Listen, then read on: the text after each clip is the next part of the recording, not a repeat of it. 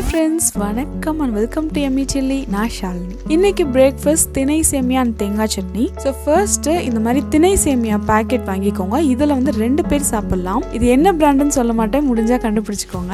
இப்போ இந்த சேமியாவை 5 நிமிஷம் ஊற வைக்க போறோம். அதுக்கு இதுல கொஞ்சமா உப்பு ஆட் பண்ணிக்கோங்க. இது மூழ்கிற அளவுக்கு தண்ணி ஆட் பண்ணிக்கோங்க. அதுக்கப்புறம் லைட்டா அந்த உப்பு வந்து மிக்ஸ் ஆகணும் இல்லையா, அதனால லைட்டா ஜென்டலா மிக்ஸ் பண்ணுங்க. மிக்ஸ் பண்றேன்ற பேரு நம்ம நல்லா வந்து பிரஸ் பண்ணோம் அப்படின்னா உடஞ்சிரும், அதுக்கப்புறம் குலைவா தான் வரும். ஸோ லைட்டாக வந்து மிக்ஸ் பண்ணி விடுங்க. இப்போ நம்ம ஃபர்ஸ்ட் இதை வேக வச்சு எடுக்க போகிறோம். அதுக்கு நான் இட்லி பாத்திரத்தில் தண்ணி ஊற்றி ஸ்டவ் ஆன் பண்ணியிருக்கேன். அண்ட் அதுக்கப்புறம் நம்ம இந்த இட்லி பிளேட்ஸையும் க்ரீஸ் பண்ணிக்கலாம். இப்போ நம்ம ஊற வச்சோம் இல்லையா, அதை வந்து சுத்தமாக தண்ணி இல்லாமல் ஸ்டெயின் பண்ணி எடுத்துக்கலாம். நம்ம நார்மல் ரோஸ்டட் சேமியா, அதாவது மைதாவில் செஞ்ச அந்த சேமியா நம்ம செய்வோம் இல்லையா, அதில் வந்து தண்ணி டைரெக்டாக நம்ம ஆட் பண்ணிட்டு அதுலேயே வந்து நம்ம இந்த சேமியா போட்டு குக் பண்ணுவோம். பட் இந்த மாதிரி திணை சேமியா, ராகி சேமியா, ஸோ இது எல்லாமே வந்து நம்ம டைரெக்டாக தண்ணி ஊற்றி செய்யணும்னா ரொம்ப கேர்ஃபுல்லாக செய்யணும். அந்த மெத்தடும் எப்படி செய்யறதுன்றதை நான் இன்னொரு வீடியோவில் ஷேர் பண்றேன். அதை விட இந்த மாதிரி செய்யறது உங்களுக்கு நல்லா பூ மாதிரி இருக்கும் அந்த சேமியா. இப்ப கம்ப்ளீட்டா தண்ணி எல்லாம் வடிஞ்சதுக்கு அப்புறமா இது இந்த இட்லி பிளேட்ல எடுத்து வச்சிடலாம். இப்ப நான் காமிச்சிருக்கிறதுல இந்த 2 பிளேட்லயுமே இந்த சேமியா வந்து வைக்கிறதுக்கு கரெக்டா இருக்கும். இட்லி பாத்திரத்துலையும் ஸ்டீம் நல்லா வந்ததுக்கு அப்புறம் இந்த பிளேட்ஸை வச்சு நம்ம கவர் பண்ணி ஒரு 7 to 8 minutes வந்து வேக விட்டுறலாம். அதுல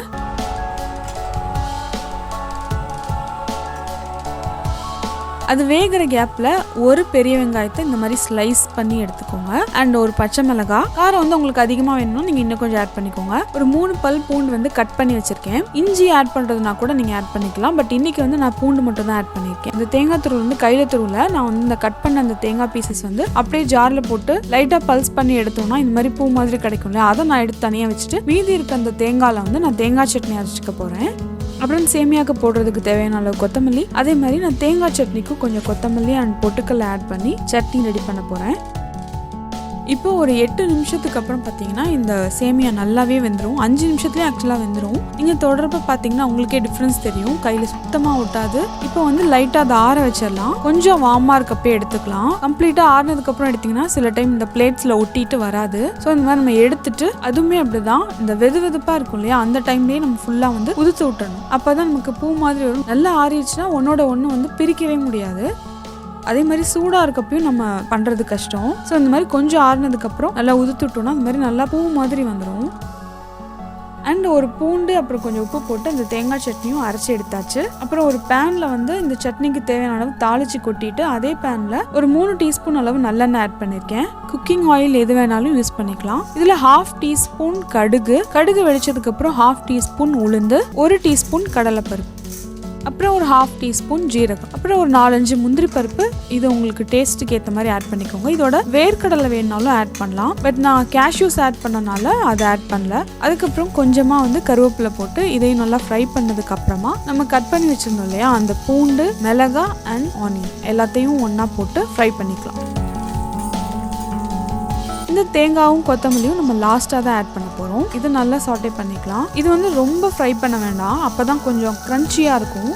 இப்போ நம்ம எடுத்து வச்சு அந்த உதுத்து விட்ட சேமியாவையும் இதில் ஆட் பண்ணிட்டு உப்பு வந்து தேவையான அளவு ஆட் பண்ணிக்கலாம். நம்ம ஊற வைக்கிறப்ப ஆட் பண்ணியிருந்தது ரொம்ப உள்ள இறங்கியிருக்காது. ஸோ இப்போ வந்து வெங்காயம் அண்ட் இந்த சேமியாவுக்கு தகுந்த மாதிரி கொஞ்சமாக வந்து உப்பு ஆட் பண்ணி இப்போ இதோட கொஞ்சமாக தண்ணியை ஸ்ப்ரிங்கிள் பண்ணி விட்டுக்கோங்க. ஏன்னா ஆல்ரெடி வந்து வெந்துருச்சு இல்லையா, ஸோ நம்ம இப்போ லைட்டாக தண்ணி தெளிச்சு அந்த வெங்காயம் அந்த இதோட ஃப்ளேவர்லாம் வந்து நல்லா மிக்ஸ் ஆகணுன்றதுக்காக கொஞ்சமாக தண்ணி தெளிச்சுக்கலாம். உங்களுக்கு ஸ்வீட்டாக வேணும்னா இவ்வளோ பண்ண வேண்டாம். நம்ம ஜஸ்ட் வந்து நாட்டு சக்கரை, தேங்காய் துருவல், ஏலக்காய் பொடி, அப்புறம் நெய் கொஞ்சம் போட்டு நல்லா மிக்ஸ் பண்ணி விட்டோம்னா அதுவும் வந்து டேஸ்டியாக இருக்கும். பட் எப்போவுமே நம்ம அது மாதிரி எடுக்க முடியாது இல்லையா, ஸோ இந்த மாதிரி நீங்கள் செஞ்சு பாருங்கள்.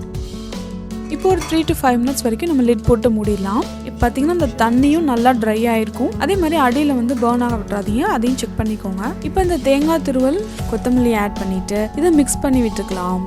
ஆக்சுவலாக இந்த ரெசிபி வந்து உங்களுக்கு பார்க்குறதுக்கு பெரிய ப்ராசஸ் மாதிரி தெரியும். பட் அதை வந்து வேக வச்சு எடுத்து நம்ம தாளிச்சு போடுறோம். சிம்பிள், அவ்வளோதான். ஃபர்ஸ்ட் டைம் செய்கிறீங்கன்னா உங்களுக்கு ஏதோ நிறையா ஒர்க் இருக்க மாதிரி இருக்கும். ரெகுலராக செஞ்சிங்கன்னா உங்களுக்கு இது ஈஸியாக தெரியும். அவ்வளோதான், நம்மளோட எம்மி திணை சேமியா ரெடி ஆயிடுச்சு. அண்ட் இதுக்கு வந்து பெஸ்ட் காம்போ வந்து தேங்காய் சட்னி தான். அண்ட் இன்னொரு விஷயம் நான் சொல்லணும்னு நினச்சேன். அதுக்கு முன்னாடி நீங்கள் வந்து சேனல் ஃபர்ஸ்ட் டைம் பார்க்குறீங்கன்னா ப்ளீஸ் டு சப்ஸ்கிரைப் யம்மி சொல்லி அண்ட் பக்கத்தில் இருக்க பெல் ஐக்கானையும் கிளிக் பண்ணிடுங்க. இந்த வீடியோ வந்து உங்களுக்கு பிடிச்சிருந்துச்சுன்னா லைக் பண்ணுங்கள். உங்கள் ஃப்ரெண்ட்ஸ் அண்ட் ஃபேமிலி யாரெல்லாம் ஹெல்த்தியாக இருக்கணும்னு நினைக்கிறாங்களோ அவங்களுக்குலாம் இந்த வீடியோ ஷேர் பண்ணுங்கள்.